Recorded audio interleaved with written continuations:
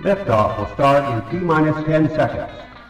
10, 9, 8, 7, 6, 5, 4, 3, 2, 1. We have ignition.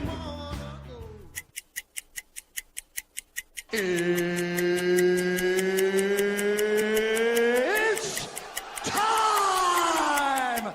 Seconds from game 7 or from championship number 6. Jordan, open, Chicago with the lead! Behind the screen, Harper got a piece of it, it comes off. The Chicago Bulls have won their 6th NBA championship. Tying run at second, 2 out, Pompero over the head of Jenks. Uribe charges, throws, out!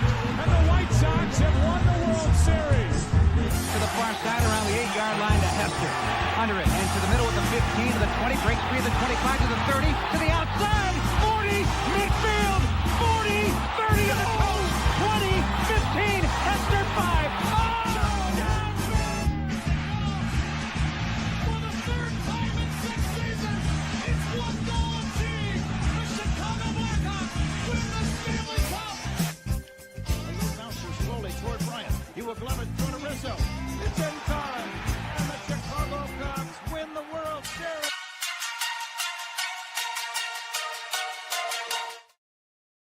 What up, what up, what up? Welcome to ShawnSierraSports on Sports Zone Chicago. I'm your boy, the SuperBack, Shawn Sierra. Thanks for tuning in. If you're watching us on Facebook Live, well, then I guess you found us on Facebook. And if you're not following us on Facebook, what? Come on, go to Facebook, type in Sports Zone Chicago, click the like button, and now you're following Sports Zone Chicago. Simple. But wait, there's more. Make sure you follow us on YouTube. If you're watching this on our YouTube channel, excellent. If you're not subscribed to our YouTube channel, for real. Come on, guys. Go to YouTube, type in Sports Zone Chicago, click the subscribe button, but also click the notification button. That's the little bell next to it, and that'll let you know anytime a show from Sports Zone Chicago is going live. Get it? Got it? Good. Now, you can also tweet the show. Tweet us at Sports Zone Shy. That's CHI at Sports Zone Shy. Now, if you want to follow me, just me personally online, you want to know what I did? Let me tell you what I did. I made it nice and easy for you folks. Nice and easy. One handle for Facebook, Twitter, Instagram, Snapchat, and TikTok. All one handle at the Shawn Sierra. Now, we got a great show for you, but I need you to get interactive. So whatever platform you're watching us on, leave a question or comment on that platform. It'll come up here in the thread. We'll put it up on the screen. We'll incorporate it into the show. And that, my peoples, is what makes this the best morning Chicago sports talk show around. And that's you. So bring them all, baby. Questions, comments, smart-ass remarks, because ain't nobody scared over here. Like The Rock said, baby, don't sing it. Just bring it. Let's check the chat. The chat is lit. Oh, my goodness gracious, great balls of fire. Chat is lit. Woo-wee. My man Armando Emeterio Lara Jr. is in the house. That's what I'm talking about, baby. Junior says, bear down. Black Diamond's in the house. Black Diamond, what's up, Papa? It says top of the morning. FGB. That's, oh, you saw, huh? FGB. Let's see the ones and Shawn. Now do you see why I think Council's an idiot? First and second, you have Ian Happ bunts. Then throw your rookie under the bus. Unbelievable. Well, first and second, bunt is the right move. Bunting is the right move there. But, hey, bunting to the third baseman is the right move. Not to the first baseman, third baseman. Bunting to the third baseman is the right move. Just bunt it down. I hear you. Cornelius Squall's in the house. What up? ShawnSierraSports fans. Yes. Patty Lara's in the house. Says, what up? Happy Mickey Ficky TGI Friday, baby. Man, ain't that the truth, Patty? I'm telling you. Woo-wee.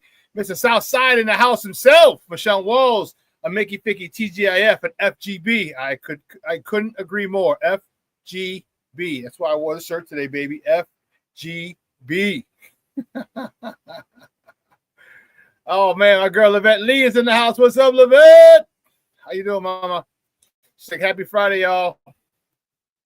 Levette is in the house. Oh, my God, Jeremiah. Hey, mijo. Dear Shawn, it's the weekend, baby. FGB. You know what, Jeremiah? The fact that they're teaching you FGB at this stage is awesome. Oh, man, the Plankster's checking in. Good morning. Happy Friday, Shawn. Chat. Bear down, Plankster. Yes. Yes. Woo. Man, we are a lot of pleasantries. We are going. Man, great stuff. I love it. I love when you guys are active like you are today. Let's get it cracking. Listen, we got a great show for you. And it starts at the bottom of the hour. 9:30, my man Evan Altman from CubsInsider.com is going to join the show. He's going to call us and talk about what is going on in this slide. All right? What's going on? Is anything salvageable?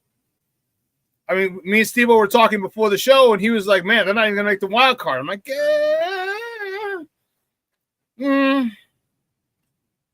They can't keep hitting. They can't keep not hitting. I just don't see it. The law of the amount of stars that they have, they just can't keep not hitting. I just don't see it for another month. I just don't see it. Maybe I'm wrong. I just don't see it. So I think they're going to make at least the wild card because they're 7.5 back now. So, and man, it was crazy how they were up. They were one of the best teams in baseball. They're 8 back now. Whew. So, yeah, wild card it is. They're atop that, if I'm not mistaken. So, and listen, let me.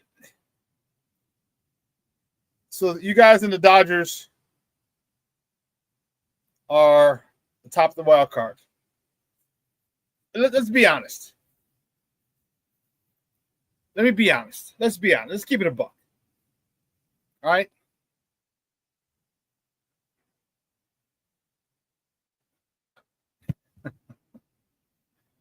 If you make it to the make it in with the wild as a wild card, do you really care if you go and you win the World Series?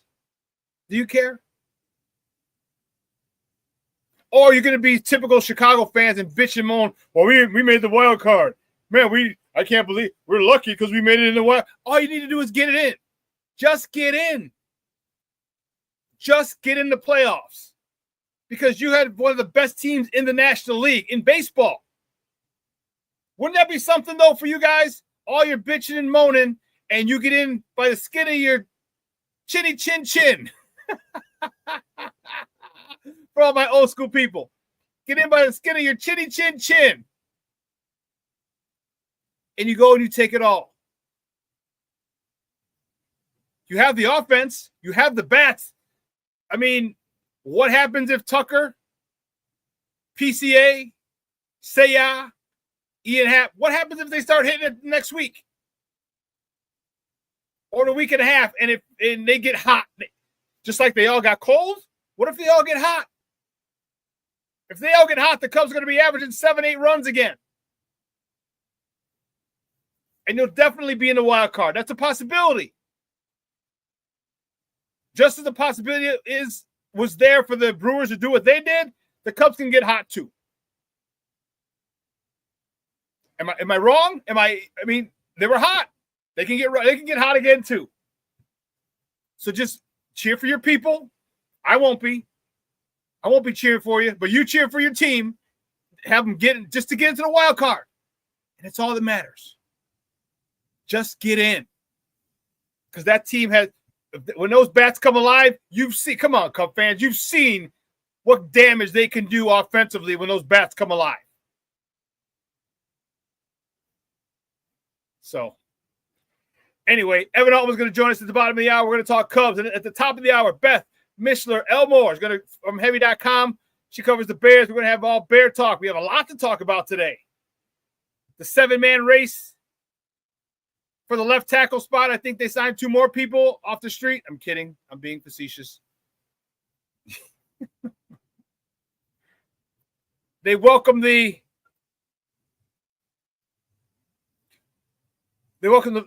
I Won't Choke Like the Buffalo Bills to Alice Hall for a scrimmage today, or joint practice. I call it scrimmage. They're scrimmaging. Come on. It's called a joint practice. Let's give it a nice little name. Scrimmage. And then they play again Sunday night at 7 o'clock. And the starters are playing. Ben Johnson's words, the starters are playing. So we'll see how long they play. That he didn't tell us. I hope it's a half. I don't know. King Booker World, check it in.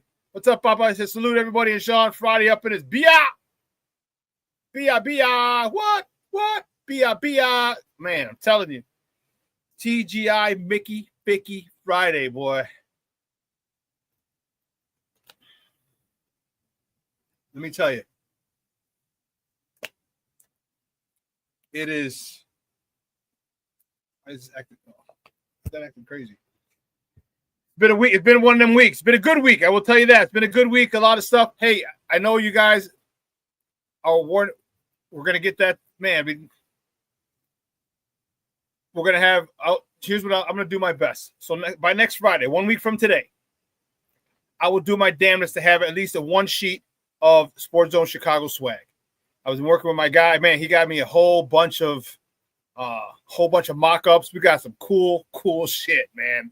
Wow. T-shirts, hoodies, quarter zips, hats. Man, we got a lot of cool shit. And you can rep your team. We got them in various colors so you can rep your team. So, man, I'm telling you, I will do my best to get it done by next Friday. Have it up and running. All right? Have it up and running. So you can get some Sports Zone Chicago swag. Because, man, it's some cool shit. You know, this is going to be on there. You can get this in multiple colors. You get it in the blue shirt, orange shirt, or the white shirt. Got an FGB hat. We got a whole bunch of stuff. We got the other one, hashtag Coaching Matters. We got them for all the colors for all teams. So if you're a Cub fan and Black Diamond, you might want to get one up for the Cubbies because he's mad at Craig Counsell right now. Coaching Matters. So we got Cub colors. That's in a royal blue shirt with red lettering with white outline. Man, we got some dope stuff. Fired up about it. Really, really fired up. So, I guess 1 week, I'll do my damnedest, man. I'm going to push these people. I got a meeting with a guy on Wednesday. He might be able to do it for me. That'd be dope. Dope. So 9:30, Evan Altman, CubsInsider.com. 10 o'clock, Beth Mishler-Elmore from Heavy.com, talking Bears. So you know what? Let's get it crack-a-lacking, baby. Since we're starting early, we got to get it in. Luckily, there wasn't a lot of sports last night, so let's get it in. You know how we do. The first segment of every show is called Top of the Morning. It won't come just when you want it.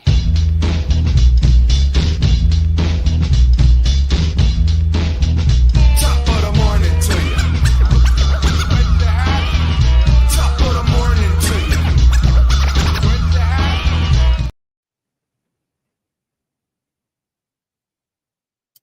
Which way do we go? Which way? Oh, snap. That's what we didn't do. Steve-O, that's what we didn't do. I knew there was something I was forgetting. Damn it. No. You know, there's always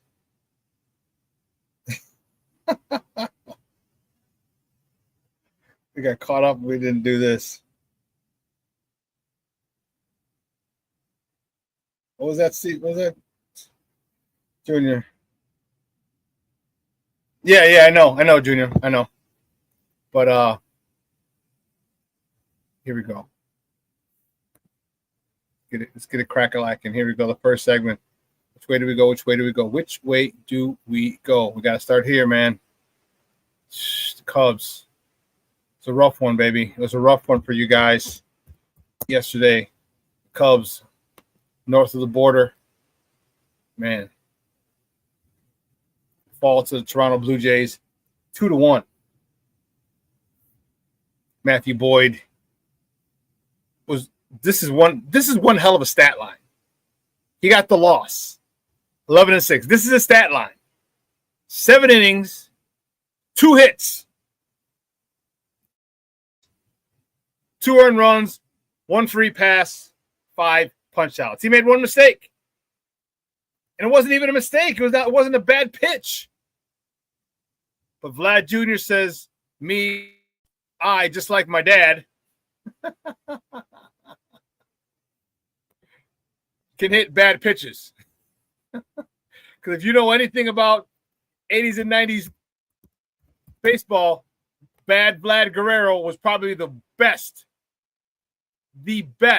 bad ball hitter in the history of Major League Baseball. The best bad ball hitter. You sit there, I've seen, if I'm lying, tell me. You've seen him take it off his shoe tops, off his shoestrings. It's that, boom, gone. How the hell did he do that? It's crazy. But Vlad Jr., I remember him running around all the time. They had, they would always show him. Vlad Jr. would be with Big Vlad at a game. Pre-game, they'd show, in the game, they'd show, hey, before the game, Vlad was out with the son, blah, blah, blah, blah, blah. And you see him. He's been around the game his whole life. And he's a bad man. His 2-run homer was a difference in the game yesterday. 2-1. Man, 2 hits, 7 innings, 2 hits, 2 runs. That's a quality start.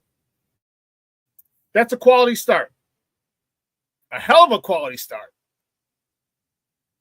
It's just unfortunate that they couldn't get it done. That was, and I feel you, Cub fans. Frustrating. You had that game, or it was a great pitcher's duel. Runs are at a premium. Again, unfortunately for you, you came out on the short end of the stick.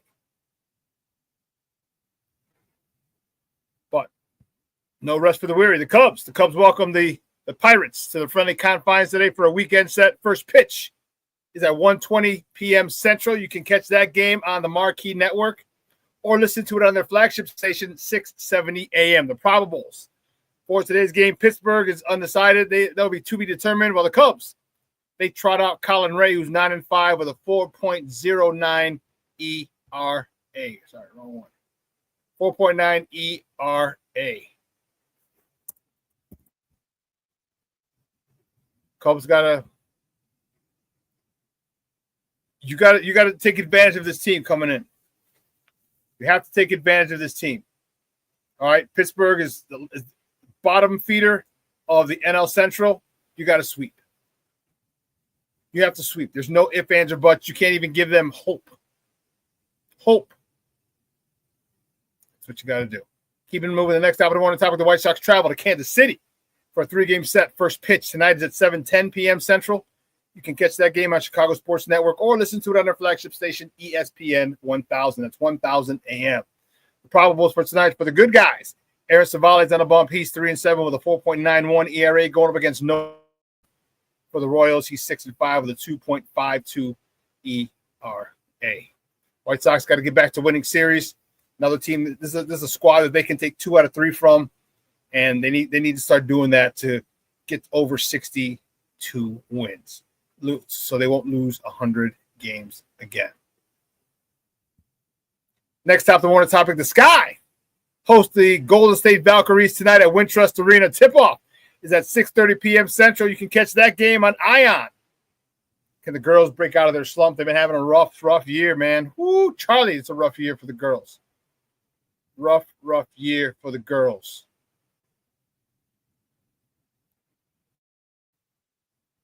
Let's see.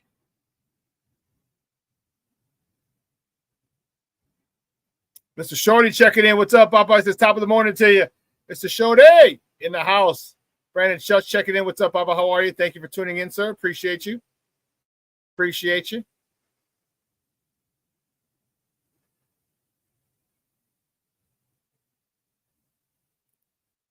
Mr. Shorty says, Shawn, thanks for hopping in our chat last night. Hey, no problem. Junior told me you were on and King Booker World was on. I'm like, oh, let me chime in real quick and see you guys. Yeah, next time King Booker World, charge your phone. Just saying, charge your phone. Or have a cord next to you.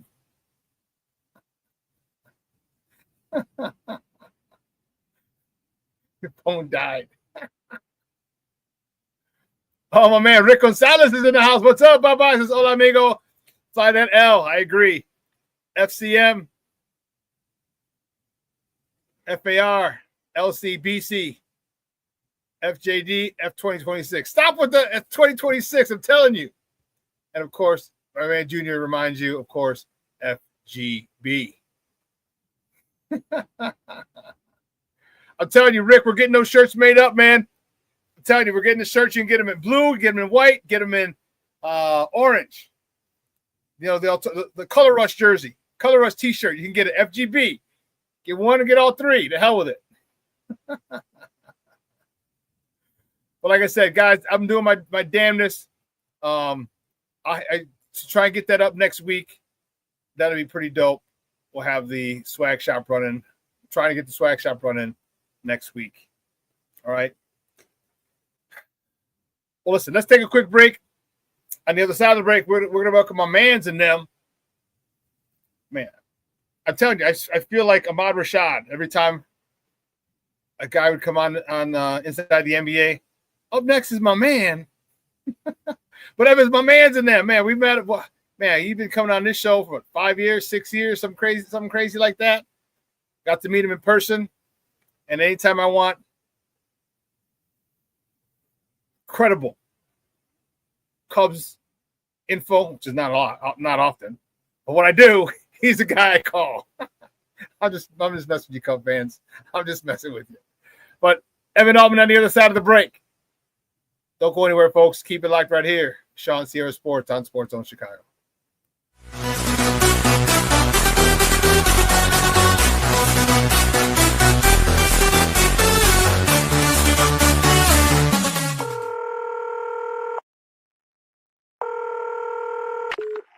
Operator 901, where's the emergency? 127 Brynmere. Okay, what's going on there? I'd like to order a pizza for delivery. Ma'am, you've reached 911. This is an emergency line. Large with half pepperoni, half mushroom. You know you've called 911. This is an emergency Do you line. know how long it'll be? Okay, ma'am, is everything okay over there? Do you have an emergency or not? Yes.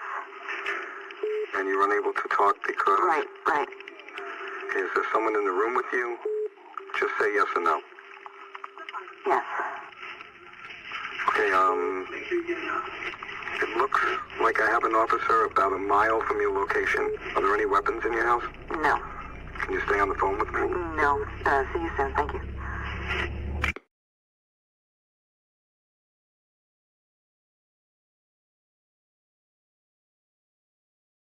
Every day, we take steps to keep the people we love safe, but some health risks are easy to miss. Ticks hiding in the yard can spread germs, like the ones that cause Lyme disease. Mice searching for food can spread bacteria that makes us sick. Mosquitoes lay eggs in standing water and can spread West Nile virus and more. Cockroaches are drawn to water in the home, leaving behind allergens that can trigger asthma attacks. Common pests can threaten our health. Learn how to protect your family at pestworld.org. When I'm flying, I put my helmet on, my visor down, my mask up. You don't know who I am. Whether I'm African American, Asian American, Hispanic, white, male or female. You just know I'm an American airman kicking your butt.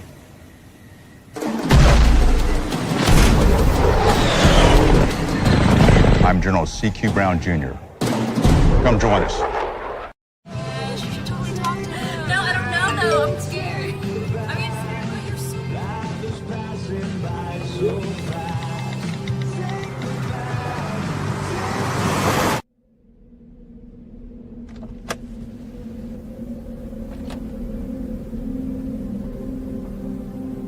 Do you know that you're in my lane? No, not at all. Are you not paying attention?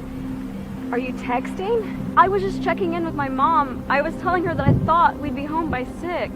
It's okay. There's enough time. Just pay attention. I'm not even halfway through my text. There's no way. I'm not even going to look up. My babies are in the car. You have to pay attention. It's just supposed to be a quick text. I'm so sorry.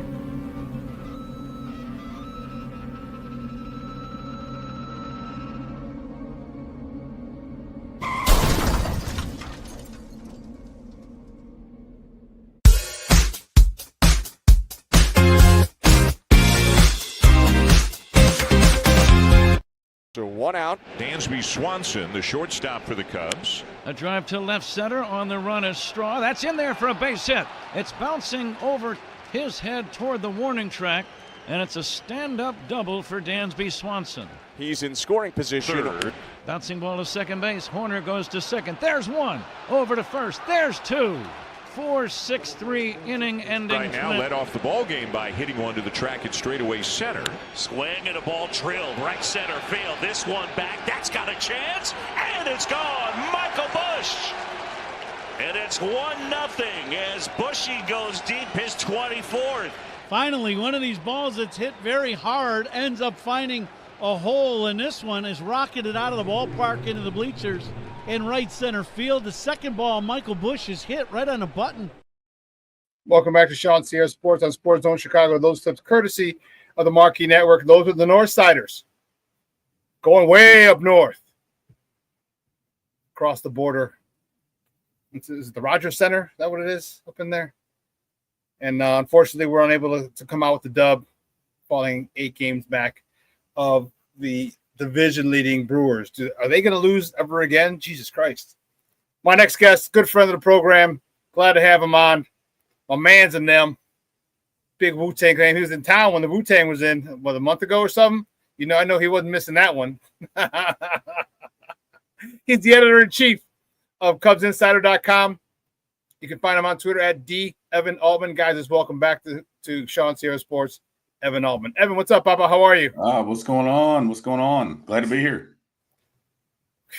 Probably under better circumstances, but yeah, definitely good to have you back. I mean, you know, maybe winning a few games, scoring a few runs every once in a while would be good for the team that you try to cover. But, you know, the Cubs are playing actually, the White Sox are playing better than the Cubs.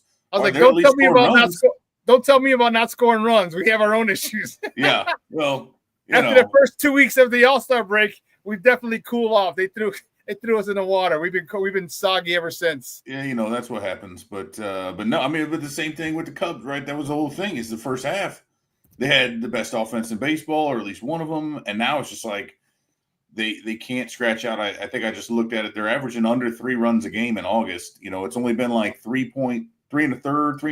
I think it's 3.67 since the break, 2.9 since the start of August, and everybody's just kind of slumping. So it's just the exact, you know, we talked about this the first half. Like, this was a fun team to watch. Yeah. They were having fun. They were exciting. They were stealing bases. They were hitting home runs. They were making things happen. And now it's just like, and I mean, you see it in any sport, right? But you could tell when a team starts playing tight. You could see it on their faces, and it's like they're playing not to lose, which is, you know, anytime you're playing not to do something, you end up doing that thing, right? You know, don't step in that pile of dog shit. Oh, you know, sorry for my leg. And then, you know, and then you turn to talk to somebody and tell them not to do it. And then what do? You step in it and you track it all over the place. And that's what the Cubs are doing. They just stepped in it and they keep tracking it all over. And it's just not, take your shoes off, wash them, and then deal with it. But we'll see. What can they do? Because right now, this is I talked about it the other day. This was like 2016, where everything lined up for the Cubs. It was a perfect storm of good for the Cubs. Everyone hit. Jake Arrieta was doing it. If you even fouled the ball off, you had, you know, someone would pat you on the back because that's how great he was. Now you're in a perfect storm of bad. Everybody's not hitting. Usually 1 or 2 guys go into a slump, but when every single one of your guys isn't hitting, that's very uncommon. What the heck can the Cubs do to finally break this power outage? I mean, they got to start getting better results, right, from their main hitters. You look at it, and this is the tough part. It's like you could look at this and see it would almost be easier if it was all bad. But the pitching has been awesome. The starting pitching has been fantastic. But yesterday, look at yesterday. 2 hits, 7 innings. And Matt Boyd wore it, right? He was like, this is on me because he gave up a 2-run homer to Vladdy. And it's like, no, dude, you held them to 2 runs. One of the division leading team, one of the best teams in baseball. You held them to 2 runs. That should get you a win, right? And they're facing 40-year-old Max Scherzer, who's not the same. Still good, but they get second and third with no outs and then strike out 3 times. And we're talking, and it's like, what was it? Tucker and Happ and Carson Kelly, right? Like 3 of their best hitters.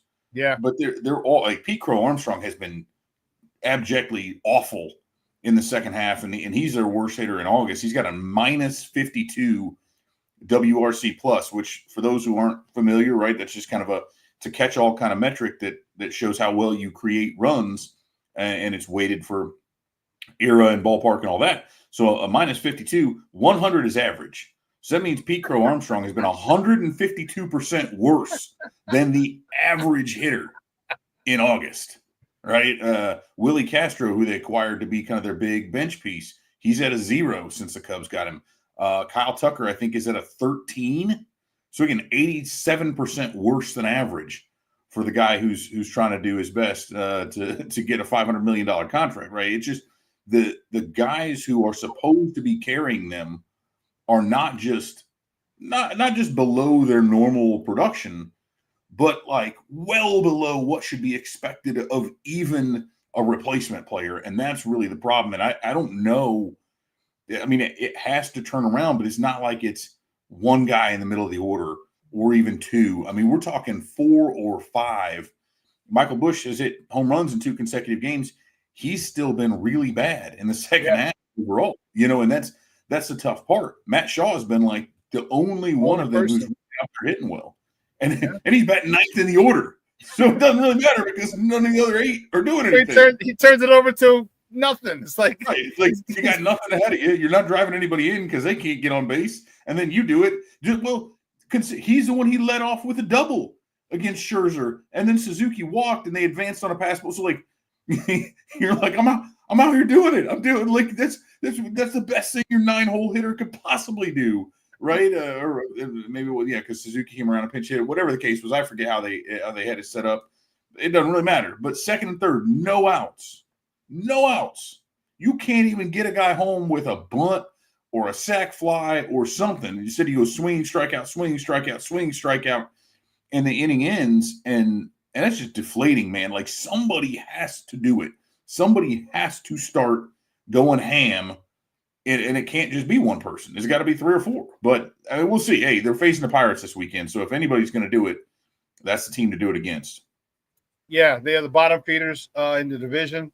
Can you see how much longer do you see this power outage going? Because it can't go the rest of the year. I mean, and conversely, is Milwaukee going to be able to go at an 80% clip the rest of the year?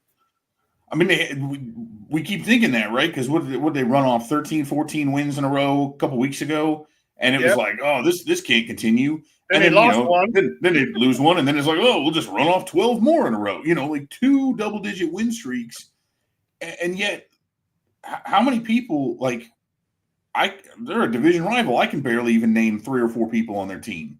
I can name one. I mean? Andrew Vaughn from the White Sox. Yeah. Andrew Vaughn turned into an MVP. Like the White Sox are like, you're awful. You're so bad. And then it's like Milwaukee's like, oh, hey, Aaron Savali. Oh, you don't like it here? Fine. We'll exile you to Chicago, to the South Side. We'll just bring back this scrub who we're going to send right to the minors because he had already been optioned. Then when we call him up, he's going to be Babe freaking Ruth. Like, Vaughn's been incredible. Jackson Churio's incredible. Christian Yelich suddenly has gotten good again.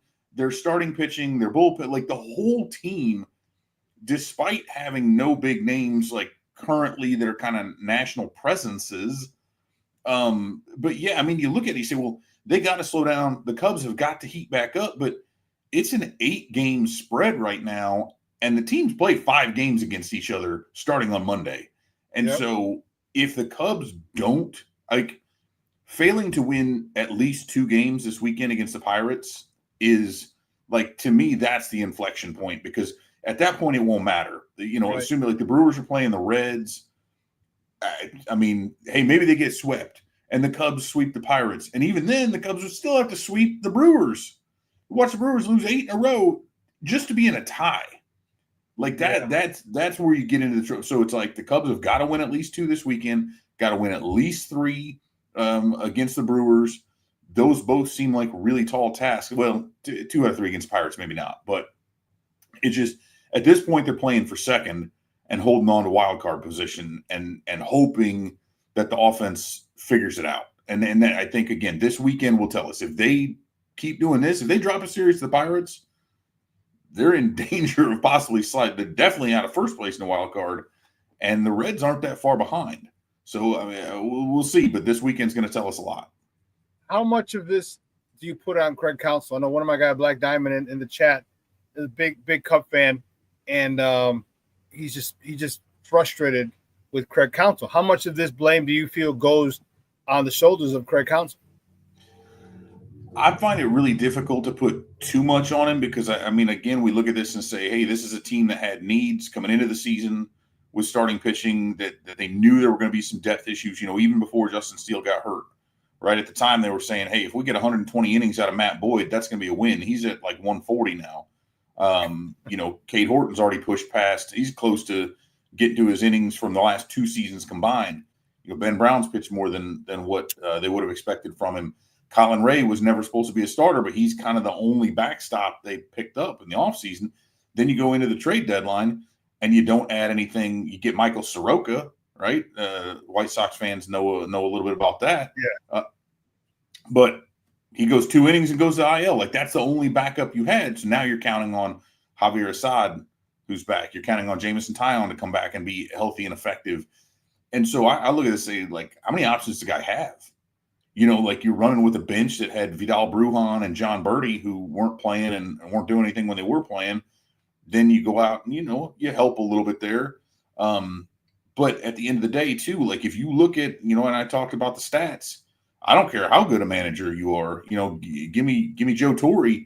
He's not going to suddenly make Pete Crow Armstrong be not the worst hitter in baseball over the last 2 weeks. You know what I mean? Like, when you have players that are playing this poorly, there's nothing like I said, the pitching staff, what are they going to do? You can't do anything if there's no lead to protect, or if that's only 1-0. That's the kind of thing that's just asking for trouble. So I can't put it on Counsell. Although, as soon as I say that, they face Kevin Gossman, who's a big-time reverse split guy, just dominates lefties, always had throughout his career. He's been better against lefties with that split finger. He's been awesome this year. And then when you put 4 lefties in the top 5 of your batting order, all of whom, other than Ian Happ, are struggling to a significant degree, I just don't like that. There's got to be some kind of a change. There's got somebody's got to get moved around, like do something. But continuing to bat these guys in the same spot, I think is not good, even if all it is for a game to kind of shake it up. Yeah, because I just don't see it lasting this long. I wonder what Craig Counsell can do. Maybe he's got to do something just totally, out of left field. You know what I mean? Completely different. Maybe like no batting practice. Maybe have a movie. Maybe they're home now, so it's like everybody's coming from their home. They're not on the road at the hotel. On the road, it's easier because you're in the hotel. We'll get the ballroom. We can watch a movie. We can do this. We can. You know what I mean? But I just, it's got to be frustrating to see like all these big guys just not be able to perform. It's bad enough when we have guys who, we had guys who were we wanted to be big names, and Yo-Yo and Eloy and Lou Bob and TA not perform. But you guys some boppers. So I feel the frustration, you Cub fans. I do. Talk to you about the youngster, the ginger-haired prodigy, Owen Casey, shows up yesterday, made his major league debut, knocked the hell out of the ball, and we got. Let's check it out for a quick second. This is unfortunate for him. One out. A homegrown rookie right here from Burlington, Ontario, going to face Max Scherzer for his first big league at bat. A young man who has represented Canada on a number of levels, played at the WBC. First one from Scherzer. And he's swinging at the first pitch. Hits it to left center, and he's robbed. Absolutely robbed by Davis Schneider. Hey, read the script, Davis Schneider. One of his best defensive plays of his career. 2 outs. The Sportsnet TV broadcast just showed Owen Casey's family like, you have got to be kidding me. How dare you take a hit away from our boy? Yeah, he won't get high marks for his route efficiency. He's going to make the highlight shows. That's That clip courtesy of Marquee Network. Welcome to the big leagues, kid. Talk to me about his promise, though. I mean, he wasn't scared at all. He's like, Max, watch this. He wasn't scared at all. Talk to me about what you'd like to see from this guy the rest of the season. Yeah, first of all, what business does Davis Schneider have making that catch? And that is, if there are dudes, so there's certain dudes who, like, you hear their name and you see them, and you're like, yep, that guy, I could put a lineup of 10 ball players out there. You say, which one's Davis Schneider? You're like, oh, that guy with the glasses and the 70s mustache? Absolutely. That's Schneider from One Day at a Time, all right? The old sitcom here in which is actually based in Indianapolis, which is that was kind of funny, right? Between that and then Good Times, right? Well, that was supposed to be in Robert Taylor. They're across from the rate, as I recall, right? So, Cabrini Green. Yeah. Was it Cabrini Green? Okay, yeah. I thought it was Robert Taylor. Well, I know Candyman was Cabrini Green. Anyway, that's not Owen Casey at all. Tony Todd, rest in peace. But anyway, yes, the ginger Canadian kid was. I mean, he was just blowing everything up. Looked awesome. Interestingly enough, so I saw them play earlier in the season when Cade Horton made his minor league debut for the against the Indianapolis Indians for the Iowa Cubs. Their opposing pitcher that day was Braxton Ashcraft, who was on the bump for the Pirates. Got called up, and Casey I think he tripled against him, had at least 2 or 3 hits against him. But yeah, Casey swings a big bat, man. He's a big dude, tons of power, and he's on a hot streak right now. He's got 22 home runs, career high for him. Really aggressive. That's what I like to see from, you bring some of these kids up. Like, don't sit there and try to take 15 pitches and work that. Like, go out there and get your cuts. Like, use that adrenaline, right? There's no reason, if you're already kind of jumpy, hey, just cut it loose. And I think we're going to see him get plenty of run because, as we've kind of noted here already, Kyle Tucker's been hitting just very poorly. Seiya Suzuki has not been hitting very well at all. Pete Crow Armstrong's been struggling. Happ is better here so far in the second half, but I would love to see Casey just get as much playing time as possible because all these guys need a break anyway at this point, mentally or physically or both. And so I think having a kid who's coming up, who's hot, who's confident, gets to make his debut close to home and then gets to come back to Wrigley where I'm sure he's going to have just some great vibes going. So they're going to be really cool. So they've, top prospect. I already mentioned Cade Horton, talked about Matt Shaw earlier. So, Shaw had been their top rated prospect. Now he's up doing big things. Cade Horton had been their top pitching prospect. He's up doing big things. Now you got Casey. So you get that little injection of youth. And I think if nothing else, it's a little more, there's more energy around it. Guys can kind of vibe off of that a little bit. I mean, you know how it is. Even if it's not you that's in the spotlight, you see a young kid come up and one of these guys kind of getting his flowers a little bit. And I think that makes everybody around there a little bit more excited. So hopefully that'll help this weekend. Yeah, the Pirates are definitely exactly what the doctor ordered for you guys. And we got a normal early start, 1:20 p.m. Central first pitch. So you'll be up and at them early. Yeah, I hope this kid can come in. You guys seem the last, 10, 15 years had really good farm systems. Like you talked about Cade Horton, you talked about Matt Shaw, and now Owen Casey. I mean, even before, when Jed and Theo were both there, when they drafted and they traded for Bryant and for Russell and for Rizzo and all those guys, and they had a phenomenal system there. How far do you think this young group can take this team in the next couple of years? Yeah, that's the thing, right? Is I think what we're seeing. I mean, Horton looks every bit the part of the ace that they were hoping he could be. Finally gave up a run. It's been like 5 starts he went before, and he wasn't even on the bump when he gave up the run. So you love seeing that. I think Shaw has a ton of potential in front of him. Casey, I mean, you got Kevin Alcantara down there, James Triantos, Moises Ballesteros. There's a bunch of those guys. It's going to be a question of how they make that conversion. And I mean, you guys saw it on the South Side, right? There was a point at which, looking up and down, you're like, man, the White Sox have like 9 top 100 prospects. And as history has shown, those guys don't always pan out, and some of that's situational. Some of that's what is the team they're coming into? What are they what kind of environment are they fostering?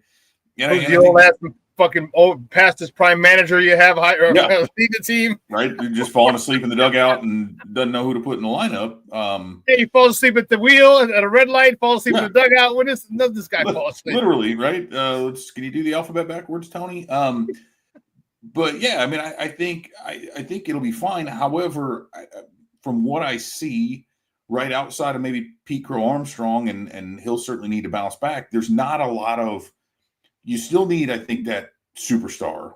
Now, we talked about the Brewers, and the Brewers don't have that, so maybe I'm wrong there.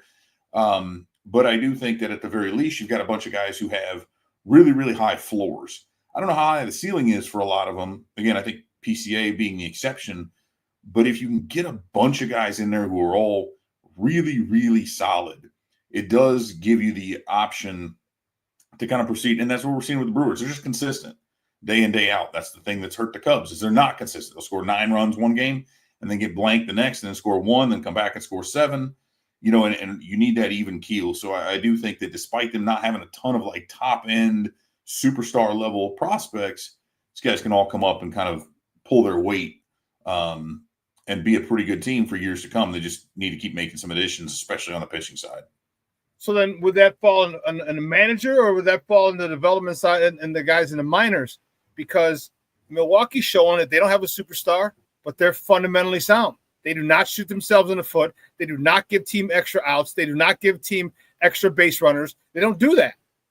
And this is all without a superstar. Can this be replicated by the Cubs? And if so, would that fall squarely? Who's that fall on? The manager, or does it fall on the minor league system developing these kids to be fundamentally sound? Yeah, I mean, I put a lot of it on the front office right now because, you look at this and you kind of go up and down. And you say, well, you've got to have the horses, right? And ostensibly the Cubs should have that. But who are you putting in there? What's the support that's going in? What kind of infrastructure do you have to develop these guys? But then at the end of the day, we got to put it on the players as well, because there's something to be said. Like the guys in Milwaukee, again, they're playing free and easy. They're playing loose. They're playing their brand of baseball. They're bringing it to opponents. And the Cubs don't look like – the Cubs look like the game is being played around them. The game is being brought to them. And again, I talked about that earlier. If you're out there playing not to lose, we need to switch sports, but like the only thing a prevent defense does is prevent you from winning. Like you sit back and like, look at the Bears. Let's give up a Hail Mary, right? Because we're waving to fans, whatever. It's what it feels back like. To the play as a ball like, why be in the play at all? But the Cubs are kind of in that. You're just, when you get tight, right? When you're trying to force things to happen, it doesn't really work that way. But when you're playing your game, and that's what they appear to be doing in the first half. So I put a lot of that on the players themselves, and that's the area where I will put it on Craig Counsell, because it doesn't feel as though there are only a certain number of levers that a coach or a manager can pull, right? I think especially at the professional level, we put a little bit too much on that and what their impact is. But I do think, how you construct the lineup, who you're putting in certain positions, how you're addressing that can really go a long way. And it is to a point at which, I feel like maybe could have tightened the reins a little bit earlier. Things kind of got out. So it just feels like this is a team that's gotten out over its skis. They just need to kind of like relax a little bit. And that's, again, easier said than done, right? But you get a couple wins under your belt, you get a couple high-scoring games, that can really change the overall demeanor in the locker room and kind of push things forward a little bit better. Folks, he's Evan Altman, editor-in-chief of CubsInsider.com.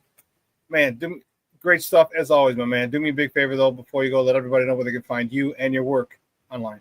Absolutely. And one last thing I will share, and this is as a football guy, you can appreciate this. The Pirates starter tonight as a junior in high school down in Texas, in Waco. He's a wide receiver. His junior season, 104 catches, 2,090 yards, and 37 touchdowns. Caught 7 TDs in one game. 6'5", 220. He's a big boy. And then didn't play as a senior because he was like one of the top-rated pitchers. And now we're seeing him pitch. He's like Jeff Samardzija, except he just didn't go to college. But no, and you can read about that because I have it in my post for the lineup once that drops at CubsInsider.com. You can check us out at Real Cubs Insider on Twitter, or myself at D. Evan Altman on Twitter or X or whatever. So we're out there everywhere. Dude, great stuff, buddy. I appreciate it, man. When are you coming back to the Chi? We'll see. I'll be back there on Friday briefly. They're doing the Ryan Sandberg tribute and funeral and everything up there at Gallagher Way. So I'm gonna come up for that. Just pop in, pop out. But we'll see. Maybe here toward once the weather cools off a little bit more and I can sit out there without getting baked in the bleachers. We're good. Sounds good, man. We'll talk soon. Thanks, Evan. All right, man. Take it easy. All righty, guys. That's Evan Altman, editor-in-chief of CubsInsider.com. Talking Cubs baseball, and yeah, they're in a pickle right now, so they gotta fight their way out of it. We're gonna take a quick break, and on the other side of the break, we're gonna welcome my girl Beth Mishler-Elmore. We're gonna talk all things Bears. They're probably crack-a-lacking up there in Hallis Hall. It's 10:00, so yeah, that has probably begun already. The scrimmage. I'm not calling it a joint practice. It's all fancy schmancy. It's a scrimmage. That's all it is. But keep it locked right here, folks. Beth Mishler-Elmore on the other side of the break. Don't go anywhere. Keep it locked right here. Shawn Sierra Sports on Sports Zone Chicago.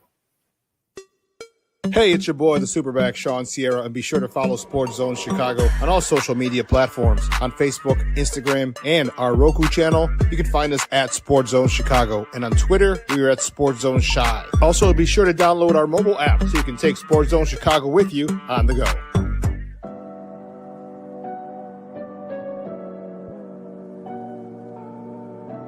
How do you take care of your mind health? For my mental health, I meditate in the mornings. I have my dogs. They're the best. I just find ways that help me just relax. Finding things that make me happy, like being close to my family. I meditate a lot and read books. I have hobbies outside of the game. I'm able to switch off. I'm able to turn my brain off from the game of basketball. Your mind health matters. Your mind health matters.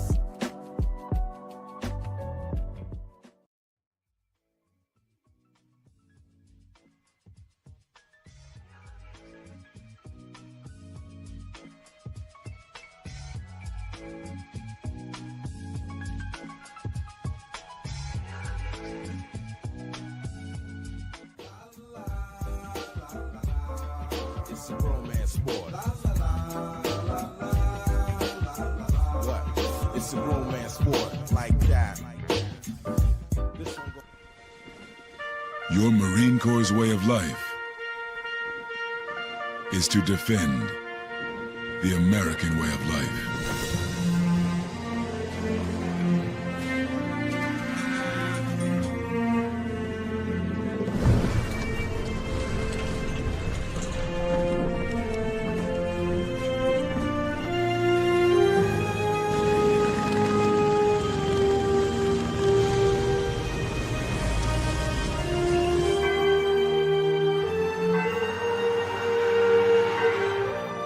Every day,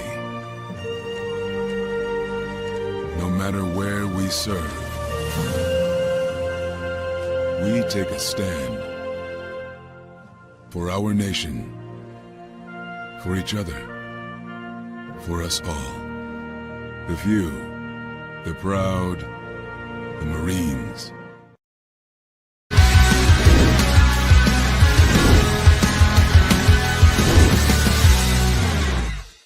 Keep the head out of it.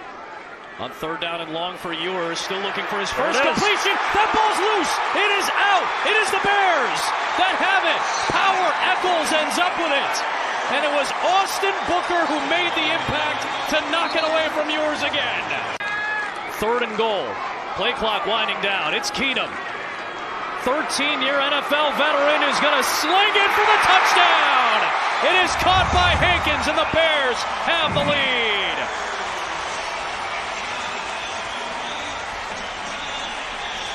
Well, I like how he spread the love to a young. He could have ran that in for a touchdown. He could have ran it in.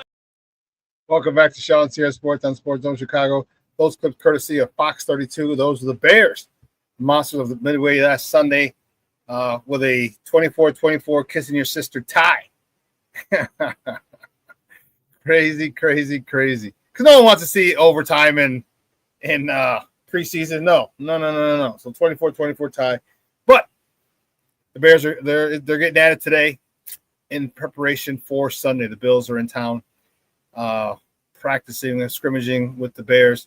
And my next guest, I can't wait to talk about it, get her thoughts on the game last week, the scrimmage today, and the game on Sunday.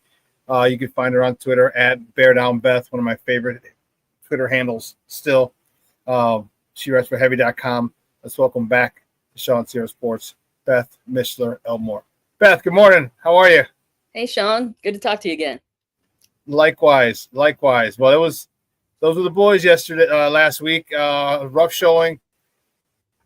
Well, give me your thoughts. How did you feel that they played last week? Were you happy? Were you a lot of not happy at all? Give me your thoughts overall, and then we'll get more specific. Overall, it's kind of a mixed bag. I like the aggressiveness and play calling I saw from Ben Johnson on fourth down. I like kind of getting a preview of, what an aggressive offense is going to look like. I liked Austin Booker. The clips he showed he needs to stack those games now. He needs to have another game like that against the Bills. And if he does, that's going to be a really good sign. I liked how Bajent kind of kept his composure. He made a couple mistakes, but our backup quarterback play with both Bajent and Keenum, I thought was very encouraging. I also liked the fourth down stop they had on defense. There was some life on the defensive side of the ball. They had some sacks. They looked Noah Sewell coming out of nowhere on the goal line. Right. I liked him. However, I didn't like that we didn't see the starters because what really can we gauge without seeing the starters? And so I didn't really care too much for that. And there were some plays by both Braxton Jones. Like the left tackle position is still pretty concerning to me. We've got the Canadian superstar from Hard Knocks last year competing, and who needs one left tackle when you can have four, I suppose. But that position is still kind of a red flag in me. So I'm wondering what we're going to see against the Bills. I think that's going to be pretty telling as well. Are you excited that the starters are playing? And yes. And what do you think? How long do you think they're going to be in? Quarter, half? No, I mean, based on what Ben Johnson did with Jared Goff before, he didn't play Jared Goff much in Detroit, but Caleb isn't Jared Goff. He doesn't have the experience in the league that Goff does and did when Ben Johnson came aboard. So I'd like to see him play at least a quarter. I don't know if they're going to play in the third game or not. Like, I'm not really sure what his plan is. He's kept that pretty close to the vest, but I would like to see at least a quarter. Or at least a good couple drives to see what kind of offense, like what Caleb is looking under center, who he kind of favored, if he's got any chemistry, if the chemistry with Rome is real, it's looking realer and realer by the day. I'd like to see, how the running game looks, because that is going to be the key to this whole thing. And with Roschon Johnson out right now, it's kind of, I'm really not sure what they're going to do.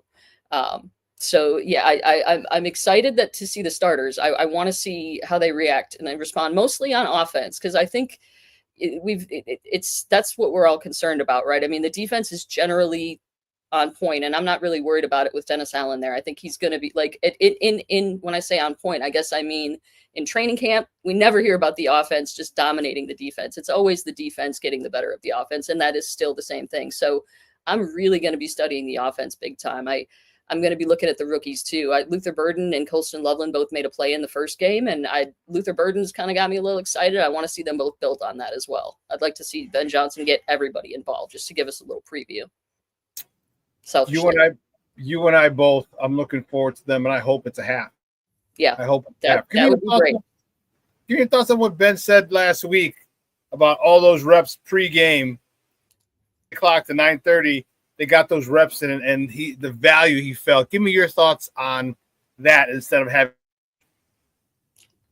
Well, I mean, nothing beats game experience, game reps, right? So I think it's kind of some folks were saying that maybe Ben's trying to hide Caleb and doesn't want folks, the public, to see how little Caleb is adjusting to his offense. I don't think that's the case at all. I think he's got a method. I think that's just part of kind of his whole, design for this offense in the quarterback position. I think that's just kind of how he gets, Caleb his workout without putting him in too much danger and harm's way right now. I think that's what he's thinking. I'm not sure. But I honestly, I don't think there's a substitute for game reps, even if it's just to go out there, hear the crowd, call a huddle, call a couple huddles, just a couple series. I think that would be just as beneficial to Caleb and the rest of the first team offense or the starters as, just 60 or 70 reps of, we're going to run this in that play and this play and that play and that route and this route. Yeah, I was not happy with it. I was not happy with it. And I said it on Wednesday, like that's strike one, Ben. Like don't, because everybody's drinking the Ben Johnson Kool-Aid, and rightfully so. I mean, he's done great stuff, but I'm like, yeah, that was not playing them. And it might not even be his call. I think it is because he's a new coach and he's a hot hire, because sometimes they'll make the call from upstairs.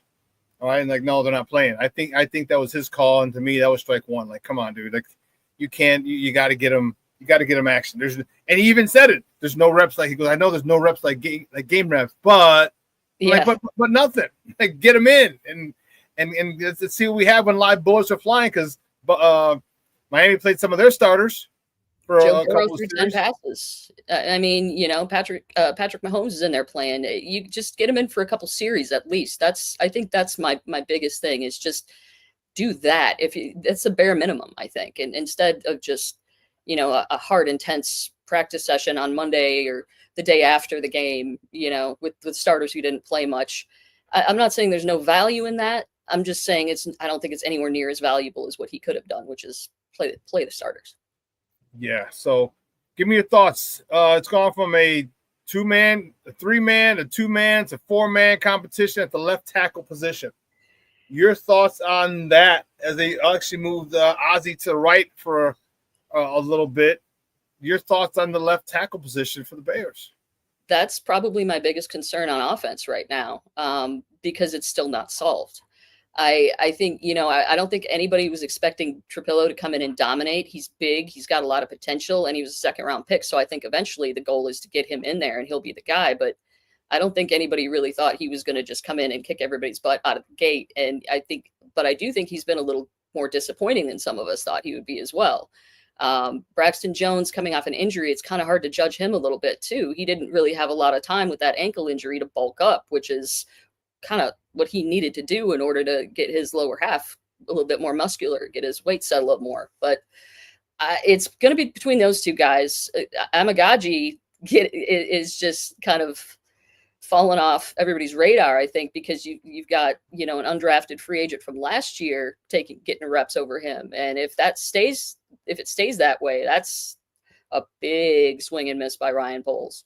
But I think right now they're probably going to lean towards Braxton just because of his experience. But yeah. I don't know if you heard the comments that Dan Rouchar made about a few of offensive linemen this week, but I was really concerned with a lot of what he said. And I know it's not left tackle, but particularly what he said about Darnell Wright. That, he was the 10th overall pick. You don't want your 10th overall pick to lose focus and get tired. And if he's noticing that's another thing that's like, well, maybe that's another reason other players are getting snaps at right tackle because, and they're just not going to say that. And so I'm a little concerned because we're not hearing anything about the guard positions lacking. Tooney and Jackson are locked down. They've got their bleep straight, and the center is Drew Dahlman's. He's a vet that doesn't have to worry about anything. So I'm pretty dang concerned about both tackle positions, actually less so the right tackle position, but it's the fact that they don't have it solved now. It's just, it kind of baffles me a little bit because it's just like, I kind of thought you guys had a plan here. And every other week we keep saying, well, we're going to get it solved. I think we know what we're doing. And then it's like musical chairs again. Yeah. I'm concerned with it as well. I was hoping Ozzie and Braxton would kind of be neck and neck. And if that was the case, then just give it to Ozzie at that particular point, because if your rookie left tackle is playing as well as your 3-year vet about to be going into his 4th year, Well, then play the rookie because his floor is higher, and restart the contract. But neither one of them, nor Karan Amagaji, has really taken that and run with it. Right. And that's the issue. That's my biggest problem. I'm worried about. I'm not worried about the interior three. All right, they got the big money. I wasn't even worried about Darnell Wright for Dan Rochar's little diatribe the other day. But that left tackle position, it definitely has me worried. Give me your thoughts on the wide receiver core. We've seen, people had it's quickly how our fan base is so fickle. I'm sure all fan bases are fickle, but ours is extremely unbelievable. Luther Burden, everyone was mad at him because he's, his soft tissue injury and cut him. He's this and that. People would cut him. Like, you're not going to cut a second round pick. Come on. He had a couple of rough starts. He got chewed out, got pulled from the field from coach. Mm-hmm. Then he responded, and now everyone's talking about what a phenomenal pick he is. Talk to me about your thoughts on what Luther Burden can do this season. I tell you, I think he's one of the players. Him and Olamide Zaccheaus, I think I'm really excited about their potential. I think they're going to be weapons in the slot, both of them. I think it's going to be sick to watch. But Luther Burden, especially, his speed, he's got a lot of playmaking capabilities. And depending on how well he plays in the game, like if he can play up to the level of those around him this year, he's going to take DJ Moore's job, I think.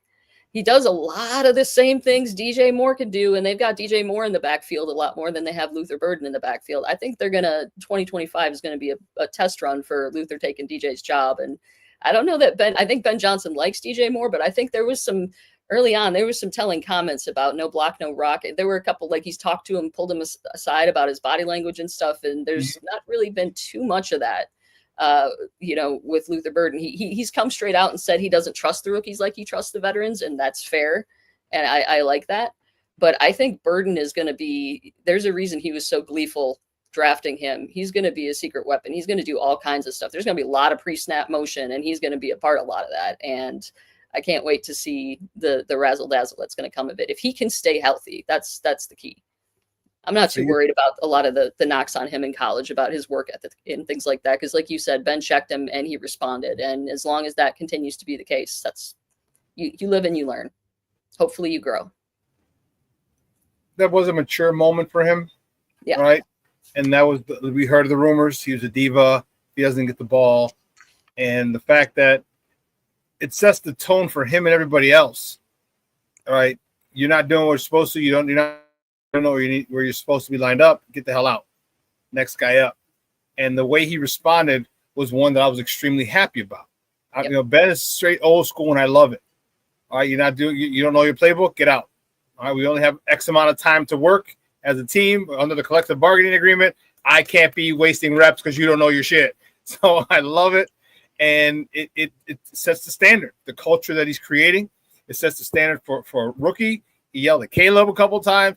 It's everybody's getting that smoke, and I love it. And everybody's held accountable equally across the board, which is what I want. One of the things I'm anxious to see also, give me your thoughts on Colston Loveland on his preseason game and also how he's performing in camp. So far, so good, right? I mean, he's another one who's had to ramp up because of his injury, but I think I'm not near as concerned about him as I was like Amagaji, say, last year, because he's taking reps, he's playing in games, and he's looking good. He's going to be a mismatch problem. I can't wait. I mean, who are with him and Kmet and the 12 personnel that Ben Johnson, I think he used it like 30% of the time last year in Detroit. It's going to be insane. And I think Loveland, his athleticism, he's going to be dangerous, especially in the red zone. I look forward to seeing him play. His blocking looks a little bit better too than I thought it would. He's still got a lot of work to do there, but I mean, he's a big dude. I thought he was going to get, windmilled a couple times, but he's been holding his own there a lot more than I thought. So good for him. And I mostly look forward to seeing how they're going to incorporate him, because the way that I see the targets going right now, I'm not sure exactly how the tight ends are going to be divided, but like I think it's going to be a lot more even than it was in Detroit, because he has Cole Kmet and Colston Loveland. And in Detroit, he just had Sam Laporta and a couple other nobodies. And I think it's going to be, Rome Odunze is going to get the most targets. And then I think Colston Loveland, DJ Moore, Colston Loveland's going to be third, maybe fourth. So you see the phasing out of DJ, huh? I've been getting that vibe. I think that's just me. I don't know. But I've been getting the vibe too that there's a movement to Rome Odunze as wide receiver one, as what the top wide out, and I think that's a good move. And I'm too getting the vibe that I don't know so much that DJ Moore is Ben Johnson's guy. I think he's Ben Johnson's guy right now because he's got to be because of his contract. It's really prohibitive to trade him or to there's no way they're going to cut him. No, nothing like that. That's insane. But I just think that this season's going to be a big test for the players around DJ Moore. And if they pass it, I think next year they're probably going to look for a different player or just move Luther Burden into that role and draft another wideout. Wow, that'd be crazy. I'm a crazy gal, Shawn. I see. They upgraded the offensive line. Yes. Right? 2 guards, center. We talked about we really haven't heard Jack spit about them all camp, which is awesome. Yeah. Which is awesome. You don't hear about them. They're doing a good job. Offensive linemen. Ain't that the son of a gun? You hear about them, it's usually because they're screwing up. Talk to me about this run game and this running back room. Some people are okay with it. Many people are not. Your thoughts on the running back room and this running game, because the running game sets this whole offense up. Yeah. I think they're going to add someone after final roster cuts come in. I think that's a given. And I think they're just kind of biding their time until then and seeing what they have. I think it's up to Monangai. The RB2 job is his to lose. He had flashes, but there were some plays where he got blown away and pass blocking and or run blocking. He just looked like he shouldn't have even been a professional on a couple plays. And I guess he's a 7th rounder, but he has been playing above the 7th round label. And there were some plays where he looked good. He made some moves and he's a jukey dude, but I don't know that he is good enough to be their RB2 right now. And with Roschon Johnson just being a big old question mark and not being around, it's hard to, say where he's going to fit in. Beyond that, Ian Wheeler, I mean, he's getting chewed out every other day by Eric Bieniemy. So I'm kind of amongst, which I think everybody is, which is good, but I'm kind of amongst those who are a little concerned, but I'm also not that concerned because I think they have serviceable enough guys. And with that improved O-line and 2 tight ends that are big and capable blockers, I think we'll be all right. But I think the main thing is that they're waiting until cutdowns and they're going to see who becomes available and, grab the best of who they think will fit Ben's offense that way. Because like you said, if there's no play action, if there's no run game. So we've got to marry those two, and hopefully this year will be the year, but we're always saying that. Yeah. One of the things I also I'm not as concerned as many people with the run game is because of Kyle Monangai, but Kyle Monangai ran behind the 2nd offensive line last week. Sure. I was even run behind the 1st offensive line. Good point. On the story. That's a whole nother story. And I think the dude hasn't fumbled since Pee Wee football. Okay. Yeah. That dude has phenomenal ball security, phenomenal moves. He's my kind of guy, 1 cut and go. And he's not the fastest guy. All right. I called him Ashton Genty without speed because I love his contact balance. I love his ability to find a hole, loves his ability to get upfield. And he's going A to B. I'm not dancing. All right, I don't got the moves, nor do I have the speed to get out of it. So I'm making 1 cut, and I'm going, and I love that about him. So I think behind that 1st offensive line, he might be a little better than he's shown. Sure, man. When you got to get to the second, when you get to the 2nd and 3rd level quickly with no one touching you, that's a whole nother issue. Ask Emmitt Smith, right? He made a living off of that. So that's hopefully that works out for him. I really like this young man. Yeah, I do too. I think my only major concern with him is as a blocker because he's a little smaller and he got manhandled a couple times. Other than that, I think behind that improved O-line, I think they'll be all right, and I think they'll add someone to compete as well and push guys. I mean, that's always a good thing too. I I was one of the people who thought they might sign Nick Chubb this offseason, but he's also a big old question mark. We don't know how healthy he is, how good he's going to look. So that's a risk, and they didn't want to take it. And I'm not going to criticize them for that. Defense looks good. The defense is way ahead of the offense, and I talked about it. It's I don't care what scheme you're in. I mean, there's so many things you could do in a cover 2. All right, like your routine, what you're supposed to do. I mean, a couple defensive coordinators might have a little spin of their own flair, but corners got the flats, okay, the cover 2, and so there's not a lot of variance. So when you get all these guys and they go from one system to another, but it's still cover 2, there's a lot they can do. Give me your thoughts on what you've seen from this defense, the way they shut down Miami last week in practice, and the way that the second team looked in the game. I see a team that's looking hungrier, angrier, ready to force turnovers, and I see angry is a good descriptor. They seem angry. They do, and I honestly, that's a trait that I grew up associating with Bears football, so it's kind of refreshing to see it again. Listen, I think Dennis Allen had a top 3 third down defense for like 3 straight years in New Orleans. I think from 2019 to 2021 or something like that. They looked a lot better on third down to me, which is huge. And on fourth down, they had that huge stop, and they were all like, Ben Johnson was as pumped up as I've seen him about the defense that time. So I think it's going to be. I think the run defense is going to be shored up a lot better. I think we're going to see a lot more coverage integrity with like 4 or 5 guys just ready to pressure, and then maybe one will drop out. He's good at using disguises as well. So I'm curious to see what he's going to bring there. But like, I think his stingy run defense is coming as well. He's also had very good run defenses, and the Bears, I think if Dexter continues to take a step, he played better last year than he did before. And if he continues to ascend, I think Grady Jarrett's going to be huge.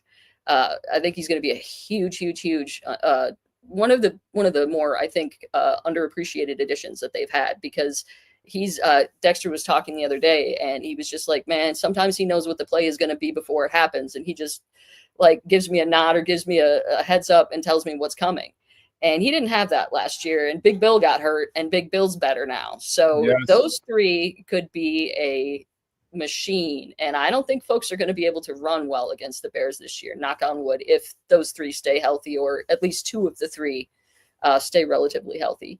And also, I think one of the things I'm most looking forward to is what I like to call the weaponization of Kyler Gordon in the slot. Kyler Gordon is going to be sick. Mm-hmm. He's going to cover. He's going to blitz. He's going to stuff runs. I think Dennis Allen is probably most excited to use him. And if I think he's going to play like kind of a CJ Gardner-Johnson role, in New Orleans defense. I think that's going to be Kyler Gordon, and I honestly think he's got the athleticism and the potential to be better than CJ Gardner-Johnson. So and I feel like the Department of Redundancy department got to stay healthy. Yeah, we got to get him back and then keep him healthy. Yep. Yeah, so I'm looking forward to this defense. You mentioned Grady Jarrett, and we had Herb on last week, Herb Howard, and he was talking about Dennis Allen went to a 5-man front at some points. Mm-hmm. That got me excited. Yeah, because now you can get everybody out there. You can get Grady Jarrett and I just forgot his name, the nose tackle. Dexter Gervon? No, Andrew Billings. I was like, I know it's a double L. Andrew, you can get Jarrett. You can get both of those guys on one-on-one, and you see it's impossible to block Billings one-on-one, and then you got Jarrett next to him, and you got Gervon Dexter next to him, the other side of him. That could be a phenomenal defensive line. You want to stop the run? There you go. Right. They're running a 5-2. Holy cow, that would be awesome. Talk to me though. One of the issues we have is I guess not an issue. We'll talk about the linebacker. We'll go to the second level. The linebackers. We talked about Noah Sewell. Noah Sewell has been kind of MIA, been a special teams kind of guy. Really good coming out of Oregon. Much better the year before he came out than the year he came out. that was due to a scheme shift, kind of had him play and learning a new system. Nonetheless, we're excited about him. He really hasn't done much. He really showed out this week. Yes. Your thoughts on what's happening with the linebackers? Because Hippolyte as well. That dude flies. His takeoff is amazing. You see, right, runs a 4.39. His takeoff is amazing. Your thoughts on those backups, and then who's going to be the Mike? Who do you think is going to be the main tackler? T.J. Edwards or Tremaine Edmonds? I think T.J. Edwards is going to be the main tackler. I think he's better at it, and I think Tremaine Edmonds with the long frame, that 6'5" frame, and those long ass arms, I think he's better dropping back into coverage more. And I think they're going to continue that. And I think right now at this point, the Sam job, it's Jack Sanborn's old gig is Noah Sewell's to lose.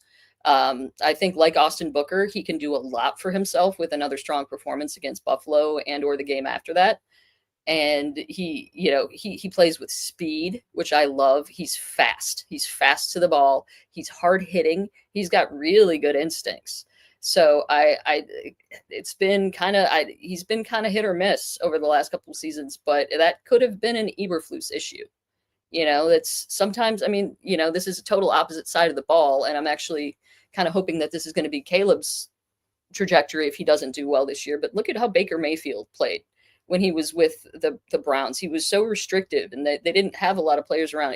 All it took was for him to go to Tampa and for him to blossom. Now they don't have a lot of different players around him, but they have a whole different coaching staff who actually, I think, has a long and respectable history of building strong defenses that last. And the linebacker position is going to be interesting to watch because he's not going to be on the field for like 50% of the snaps. He's only going to be 20-25%. But right. I think right now it's going to be Sewell because he plays faster and he's been good against the run and he can, just be disruptive a little bit more than Hippolyte. I think right now Hippolyte's role is going to be a little more on special teams.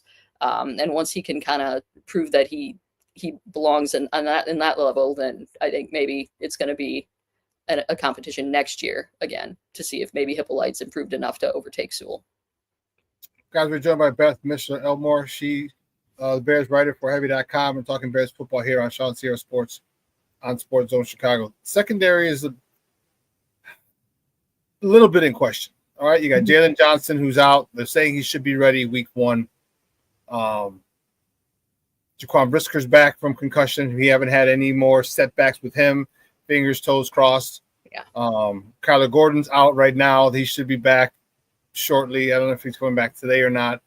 Give me your thoughts on this secondary, and who do you think steps in if Jalen Johnson isn't ready week 1?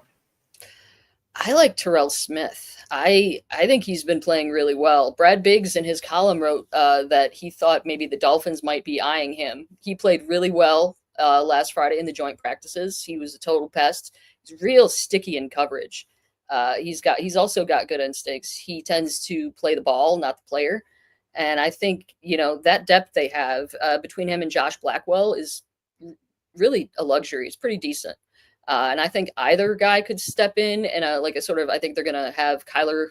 That fortunately Kyler's really malleable. You can put Kyler Gordon anywhere. Yeah. But he's not much of a cover corner. So I think that, he can, but I think that they're probably going to use Tyreek Stevenson.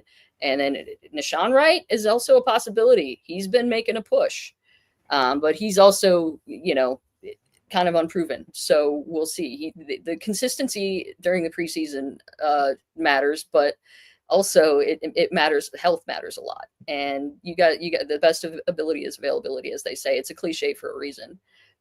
So hopefully these guys can stay healthy, but I think Jalen is a concern. I don't know that he's going to be back week 1. I've heard a couple insiders say different things about that. Like they might play it safe with him and keep him out and put him on the PUP list. I've heard for the first 4 games.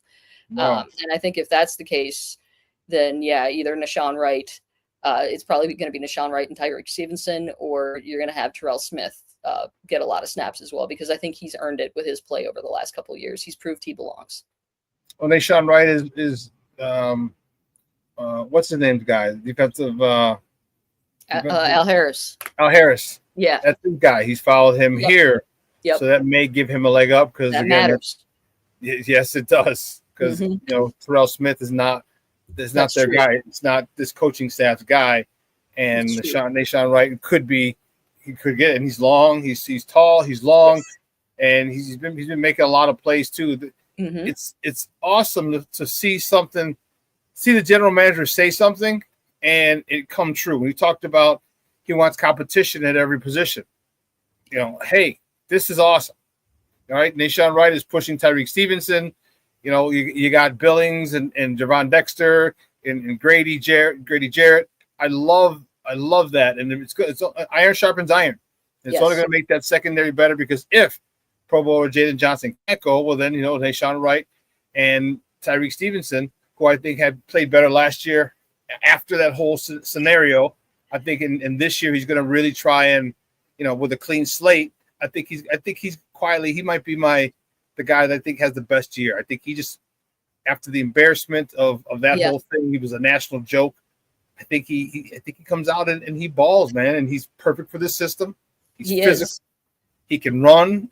I'm expecting a big year from Tyreek Stevenson. I agree. I think he's going to be the breakout player on defense, and I think on offense, Rome is going to be the guy. I think they're both going to have huge years. I think you're right. The chemistry that they're talking about with DJ and or not DJ with Caleb and Rome. I mean, you saw it draft night. You saw it draft night and let's not forget Rome's a baller. All right, Rome was in the. He's a perfectionist. Remember, he was trying to get that 3-cone drill. At the combine, he was pissed at his score, and everyone was gone except it was just him and 3 or 4 reporters and a cameraman, and he's down there trying to get a better time for that 3-cone drill, and I think it's awesome because I'm excited about this. Answer me this: what do you think could be the issue? Is it that Ben put too much on Caleb's plate? Because they've admittedly said they overloaded him. Yeah. Is it more that, or is it maybe it just can't? He just can't pick some of the stuff up because there have been still some issues. Or what do you think is the main delay or the main reason they're not as at a spot where Ben really wants them to be? I think it might be a little bit of both, Shawn, to be honest with you. It's obviously going to be difficult to learn a new offense, especially one, after last year. He had stuff who knows what he had installed, and I have no idea. But so you got to uninstall that shit before he learns? Right. So he pretty much had to Yoda himself and unlearn what he learned. And so that's got to be difficult. I think that is all a part of it, that coupled with learning new things. And I think he says he doesn't feel pressure. That's such BS. He's human. I think pressure is part of it too. I think he feels it a little bit, especially considering how well Jaden Daniels did. And, there is that.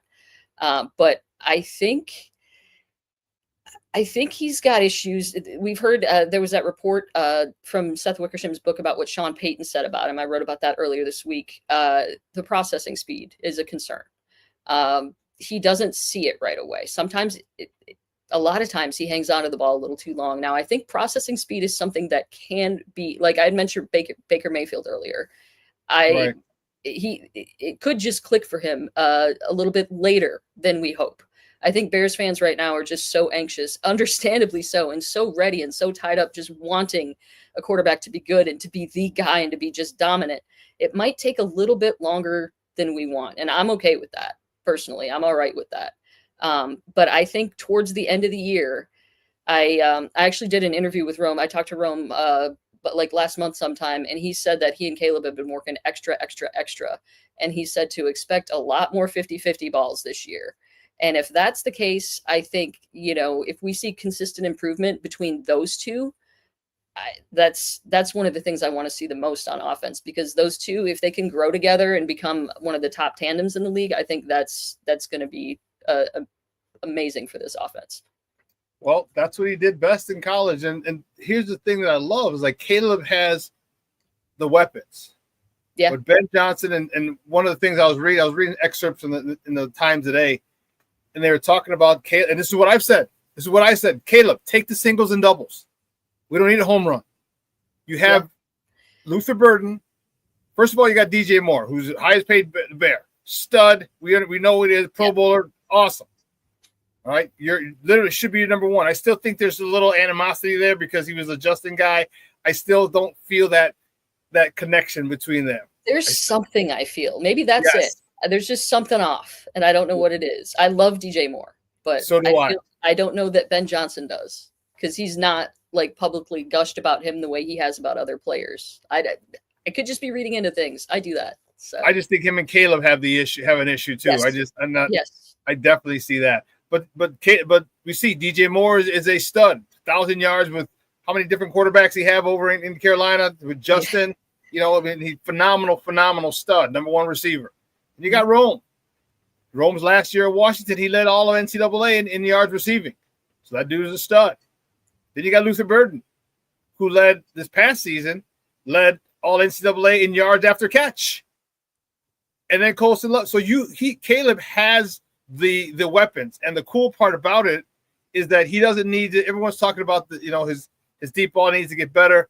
I'm like, no, just work on the short game, because you got a lot of yak guys who can really take it to the house from wherever, literally wherever on the field. You got guys who can take it to the house. How long before you realize? Do you think Caleb starts taking those singles and doubles and the hitches and the slants and the curls and the 5-yard outs and the 5-yard ins and getting those short routes? How long before you realizes that is going to be the way for him to start throwing the deep ball, and because they're going to have to bite? Well, hopefully it doesn't take him longer than, the first 4 weeks or so, right? I mean, it's the funny thing to me is that he said he idolized the game of Aaron Rodgers, which no one takes what they're given from the defense better, I hate to say it, than Aaron Rodgers has. I mean, over the last decade. Yeah. Yes. Beautiful. Oh, I love that. That's nice. I got to get one of those for Wisconsin. It'll be available short, probably by next week. Yes. But yeah, I hopefully, if he, studied Rodgers' game as much as like Bears fans have been victim to it, he would know that you just got to take the givens, take the gimmies. And I would hope that, I don't anticipate it being a smooth start. I mean, the poor kid's got to start against Brian Flores, who's just a genius beast of a defensive coordinator. And so I think the first 4 weeks or so, maybe 4 to 6, are going to be an adjustment period, learning period. I think there's going to be some ups and downs, but hopefully after that, he will kind of get into the flow of things, get into the, the rhythm of the offense, and start to learn that, like what you said, he's got a bunch of yak monsters waiting for him. I mean, and he's got 2 tight ends who are versatile and who can do a lot of things in the red zone. So just trust. And you got DeAndre Swift out of the backfield too.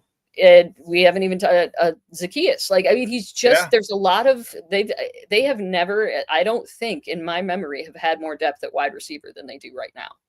So he's got a breadth of weapons. He's got, for the most part, a remade offensive line. At least the interior is, a lot better. So hopefully I anticipate within like 4 to 6 weeks, he will start to, I guess I hope, look a little more comfortable, better, play with a lot more, comfort, basically, confidence. Are you okay with the bye where it is? Because usually, obviously most players it would like it a little later. We have it after week 4, after the Vegas game. All right, then you got 15 more games. All right, no, not 15. I can't do math. 13 more games. Yeah. All right, but, no breaks. But after week 6 or 8, maybe right around the halfway point. I mean, it can't be halfway with 17, but you know what I'm saying. Middle of the season. Do you think it'll benefit this team because of the fact that it's a new offense, because of the fact that there've been some hiccups, where they can say, "Hey, listen, after 4 weeks, we can make some adjustments on our off week, moving on to the rest of the season"? I think that's probably the only good thing about it, because that's too damn early, Shawn. That's like a month. I mean, I think that, considering it's a first-year coaching staff, that'll be a good thing. It'll be like a nice way to recalibrate, kind of sit back, look at what we did the first month. What can we change? How do we get better? That kind of thing. I think it's good from an analytical standpoint. Health-wise, that could be a disaster. I mean, those guys aren't going to get a break for, like you said, 13, 14 weeks. Ideally, the league would plan it so that all 32 teams have kind of a, a middle of the season break, but that it seems to be too cumbersome to do that. I think it's just wild that some teams have to have a bye within like after the first month. It's such a grueling game. I can't. I don't know. I don't think many of the players really like it either. Maybe I'm wrong. Yeah, I don't think I personally wouldn't. I would want it midway. And you're right, they should, because there's how many divisions? 1, 2, 3, 4, 8 divisions. Yeah, and that's right. I mean it's a long season. They're going to keep adding games to the schedule. You got to try to do the best you can to like try to take care of your players a little bit. Yeah, so it's interesting. Your thoughts on Ben Johnson? This is his first time ever being a head coach. Okay, it's easy when you're a coordinator. Okay, and you got the best offense in the NFL. Okay, but now you're responsible for everything. The media is on you. The spotlight is the interrogation light is on you this time. It's not. It was on you once a week last year, the last couple of years in Detroit. Every Thursday or so, whenever they would meet, one day a week. Now it's every day. Now he's got to make personnel decisions. Now he's got to make everything. Hotels, where are we staying at? Hotels, where are we staying? Who's getting cut? Who's being on the active? Who's getting deactivated? How do you see him handling all this in his first year as a head coach? I haven't drank the Kool-Aid like you say yet. I might be hanging around the punch bowl because I think he's really cool. I like a lot of what he says. I think he's kind of a red ass. He's kind of a hard ass, and I like that. I think the Bears need that. I also think he's very smart. Yes. He's a rookie coach, so he's going to make mistakes as well. I'm going to try to have patience with him, but I want to see it during the regular season. I want to see how he handles a 3-game losing streak. I want to see, because that's when you find out like a coach's true mettle, what they're really made out of. I want to see how he responds to true adversity. I love what I've seen so far. I don't love, like you said, his first strike against him should be not like I'm going to take these guys out and throw them the ball 70 times instead of playing in a game. Mm-hmm. I don't get that. But I do think that he is more established than the previous offensive-minded guy we had in there. Nagy was offensive coordinator for the Chiefs, but he wasn't a play caller for like 3 years. He didn't have that string of 3 straight successful seasons. Right. I love, what he did with Jared Goff. I'm in the minority when I say I think Jared Goff is only a good quarterback if he's got a decent offensive line and a decent OC. I think I don't think he's one of the better quarterbacks in the league just because I look how he performed in the playoffs last year. He's prone to games like that. But I think a lot of his success was due to Ben.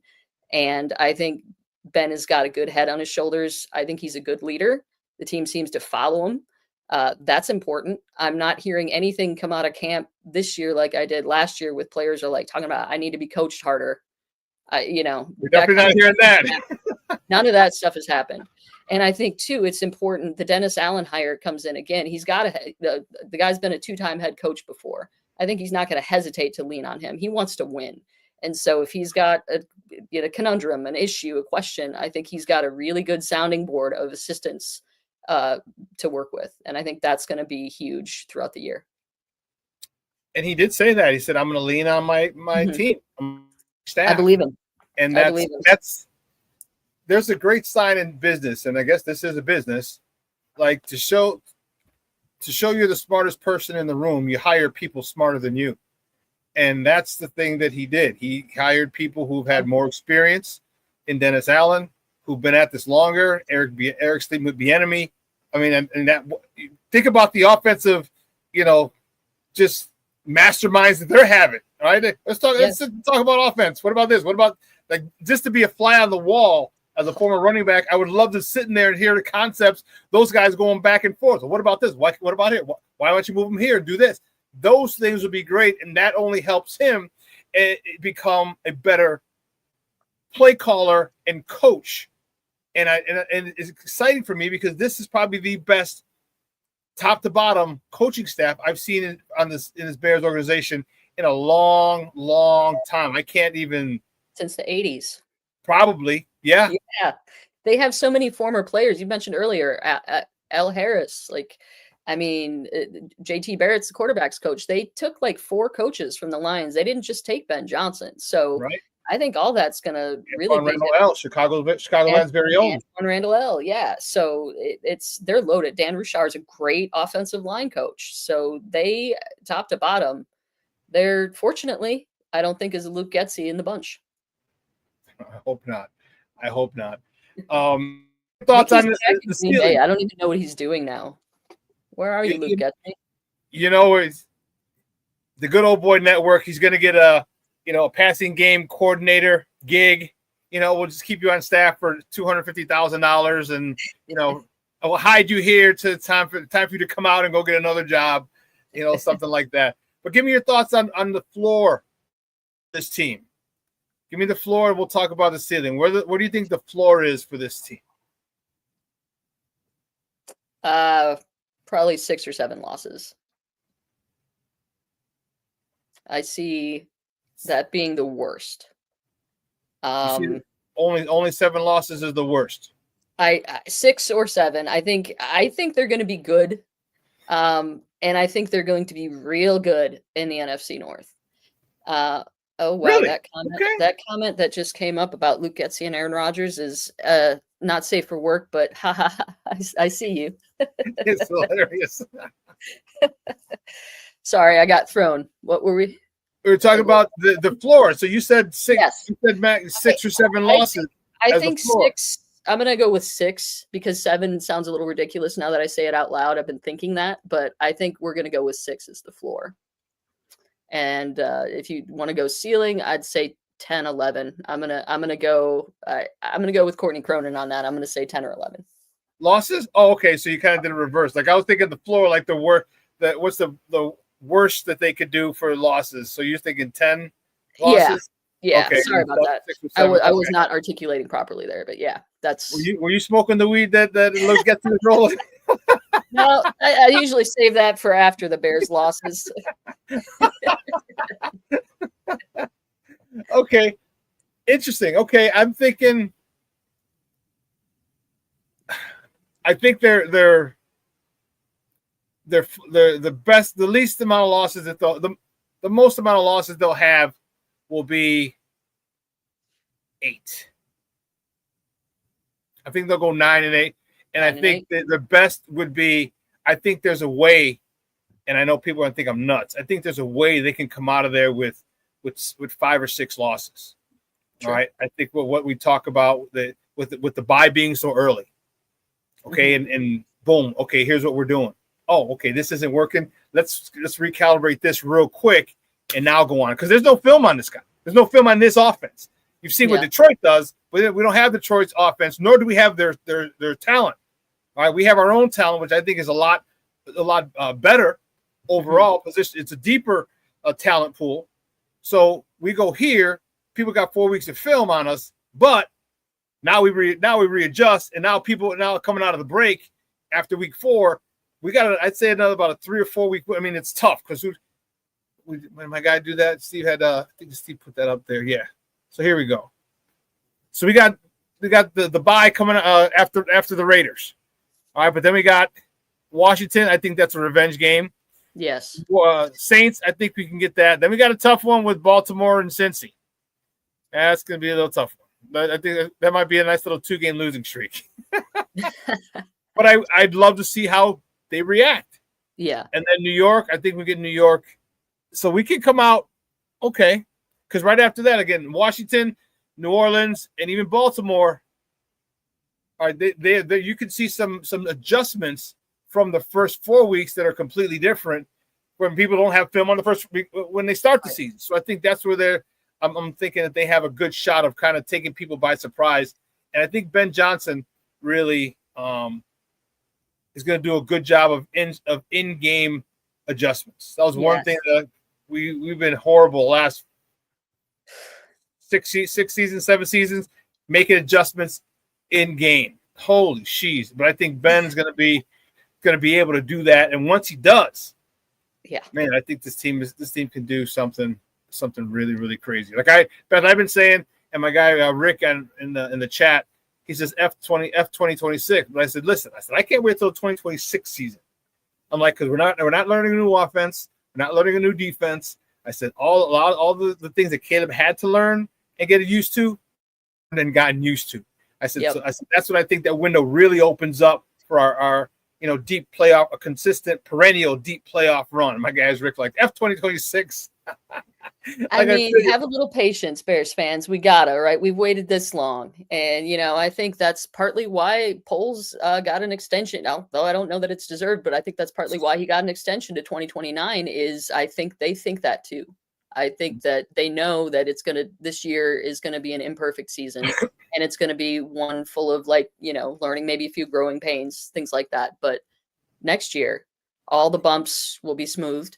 Yes. They'll have a runway clear. They can just go and start. I mean, I have high hopes for them this year, higher hopes than I did last year. But I think 2026 will be a year to, where the Bears will be a team to be reckoned with. And I think part of that'll start this year when I think they hopefully can kind of mirror what Detroit did during Dan Campbell's first, or was it second season, when they came back and beat the Packers at the end and they went on like a 8-game winning streak or something like that. I don't know that Ben needs to do that, but I think if he can go and say sweep the Packers, for instance, this year, which I think he will do, bold prediction. I think things like that are going to go a long way to kind of calming and assuaging Bears fans a little bit. We've been through a lot, Shawn. We're all very traumatized with events in the last 30 something years. So I think I understand from a fan perspective that folks are just sick of waiting, but sometimes, you gotta wait. And I think especially when you're building something, and I genuinely think he's laying a foundation right now. I think he's building a strong team. And I think he's got, forget the hits principle. Forget the hits principle. I think this guy actually has, a real foundation starting, and he's not trying to bring in a gimmick or an acronym or some sort of silly, saying that he's a real dude, but he's a football dude. And I just get that from Ben Johnson. Like, just listening to him talk, it's not like, listening to some self-absorbed lunatic. He loves football. He genuinely loves the game. And I love having a coach that loves football. So hopefully this first year he can do things like beat the Packers or, take the team to the playoffs with like a, 9-8 record or something like that. Give me your thoughts on the NFC North. Anyone? Are you scared of anyone, or do you think it's wide open? The quarterback situation is good. If JJ McCarthy's good, I'm scared of the Vikings. Okay, but I don't know that JJ McCarthy is going to be good. I will see. I think if he turns out to just be like a game manager type, I'm not scared about the Vikings. But if he can make big plays and has like that moxie that it takes to win in this league and can come and like lead a fourth quarter comeback or 3, I'll be scared of the Vikings. I am not scared of Jordan Love or the Packers. Might not be ready for week 1. Yeah.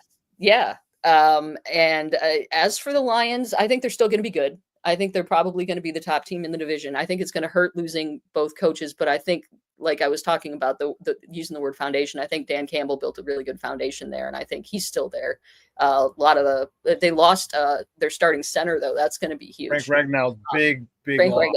They've got Graham Glasgow in there right now, and I think he's going to be key to that whole thing. He's also a good.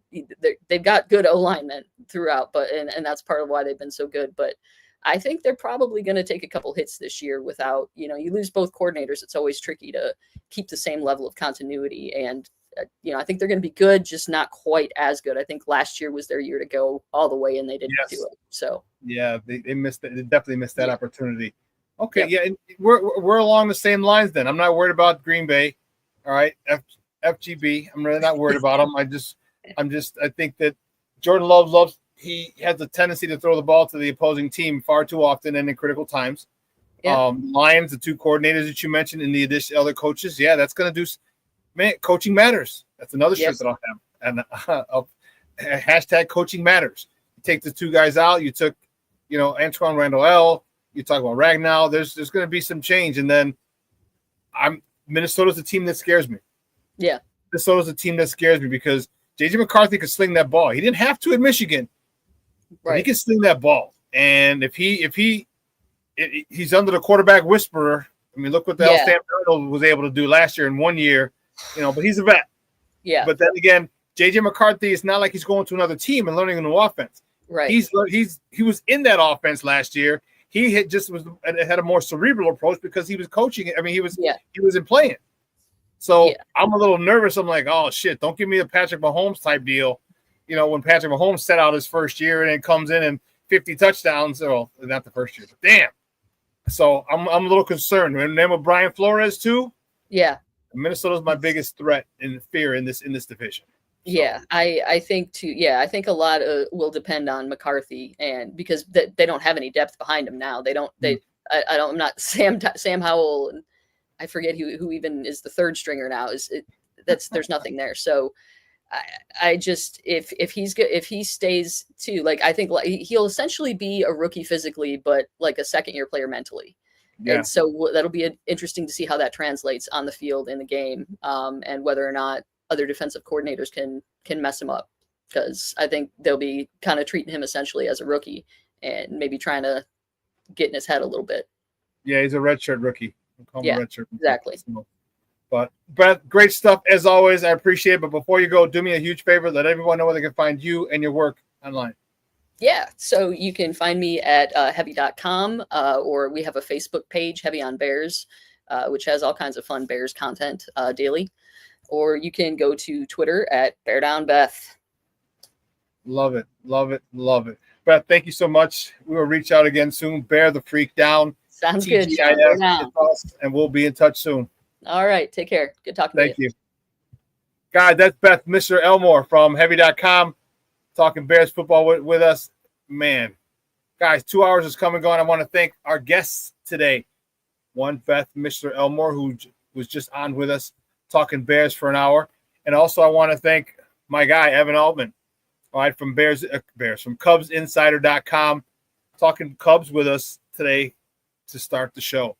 Great stuff. Great show. And you guys, let me thank you guys. This chat was freaking lit. Before I even came on, it was lit. I loved it. I loved it. And let's not forget, I know we didn't get to talk much about it. We're still working on a flyer. But Sports Zone Chicago's Bears Watch Party, Sunday, September 14th at Branding Iron, 71st in Harlem. I said 70th there. 71st in Harlem. All right, 7026, I believe, is the exact address, but trust me, you can't miss it. 71st in Harlem. Man, it's going to be awesome. We're going to be doing a pre, half, and post-game show. We'll have raffles. We'll be giving away a lot of Sports Zones swag. If you're a cigar smoker, we should be in the back. I'm trying to make sure and negotiate that us getting in the back, but we got to get it. We got to pack this place. Go in the back. We can smoke cigars out there. We'll be on stage. A whole bunch of great food up there. Obviously, cold drinks, and good Bears football. It's a covered area, so if it happens to rain, you're fine. TVs throughout, and it's going to be one heck of a time. Hopefully, all you guys can make it. As I said, when I get the flyer and I post it on Facebook, make sure you follow me on Facebook. Request me as a friend on Facebook. You can spread it out to your Facebook family as well. So I really would love to pack the place and have the guys say, "Holy shit, man, you got a big crowd." We'll do it again later this year. We'll do it more often this season. So, Sports Zone Chicago's Bears Watch Party, Sunday, September 14th, Branding Iron, 71st in Harlem in Bridgeview. Dude, I'm telling you, Shorty, that'd be awesome if you can make it. King Booker World, if you can make it, that'd be awesome. Cornelia Squalls, if you can make it. I mean, we've met before, but I'd love if you can make it as well. Plankster, I think you're in the area too. Come on out, man. It's going to be one heck of a time. Listen, I'm going to replay this tonight at 6 p.m. Central. Okay, at 12:15 today. Second City Sports with Lakina in Sydney. They're going to give you another 2-hour tour of Chicago. So make sure you tune into them. And then the Smoke Fellas, another repeat episode tomorrow. They're coming back August 30th. They'll be back 2 weeks from tomorrow. They'll be back live. They'll be on location. So the Smoke Fellas, I'm telling you, man, That's a great podcast right there. Make sure if you haven't checked those guys out, make sure you do check them out. But listen, I tell you this all the time: let your loved ones know you love them, because tomorrow is promised to no one. All right, summertime shy is winding down. So make sure that you set up breakfast, lunch, brunch, dinner, drinks, rooftops, patios. They're all festivals, the street festivals. There's tons of them going on. All right, let you meet up with your people. Let your loved ones know you love them, man. You make memories. As I said, a lot of us have more days behind us than we do in front of us. So let's make the days in front of us memorable. All right, because I told you didn't see my guy John last summer. So it's been 2 years now since I see my guy John Gear, who makes a lot of gear for me. All right, so it happened. It moves fast. Life moves pretty fast. We got to take advantage of it. Do yourself a favor. Let your people meet up with your people. Make more memories. That is what I can tell you. All right. Well, I'm going to get out of here. I got to go pick up the warden from CrossFit. You can complain. I'm beat. Like, I know, man. That's the whole point. Guys, have a phenomenal weekend. It's going to be warm. Be safe. It's 84 degrees out here now. I think it's a high, 84, 85. It's going to get I think it's 91 today is where it's going to get to. It's going to be 90 all weekend. Be safe. All right. If you're out, make sure you hydrate. Make sure you put on tons of sunblock. All right. So you don't get burned. That would not be cool. All right. Just enjoy it.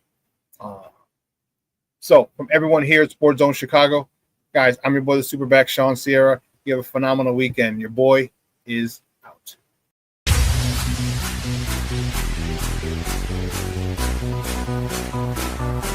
Come on, race the race, place, get